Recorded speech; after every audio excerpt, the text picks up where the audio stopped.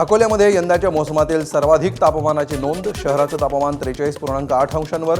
पुढील दिवसामध्ये तापमान वाढीची शक्यता असल्यामुळे प्रशासनाकडून नागरिकांना खबरदारी घेण्याच्या सूचना. बीड शहरातील जिल्हाधिकारी कार्यालयासमोर ओबीसी संघटनांचं धरणे आंदोलन.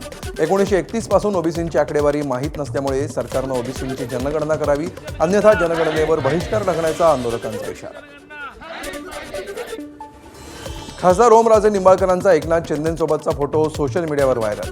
काही लोक कोरोना काळातील जुना फोटो मॉर्फ करून व्हायरल करत असल्यामुळे ओमराजेंचा संताप. फोटो व्हायरल करणाऱ्यांवर कायदेशीर कारवाई करणार, ओमराजेंचा इशारा.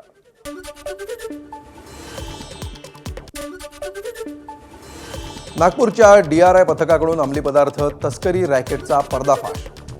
राजधानी एक्सप्रेसमधून प्रवास करणाऱ्या संशयित महिलेची पोलिसांकडून तपासणीमध्ये 4.25 कोटींचं 853 ग्रॅम कोकेन आढळल्यामुळे खळबळ.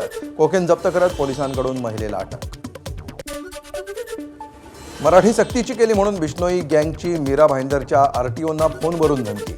रिक्षा चालकांना मराठी भाषा बोलणं अनिवार्य केल्यामुळे RTO अधिकाऱ्यांना धमक्या. परिवहन विभागाकडून तक्रार दाखल.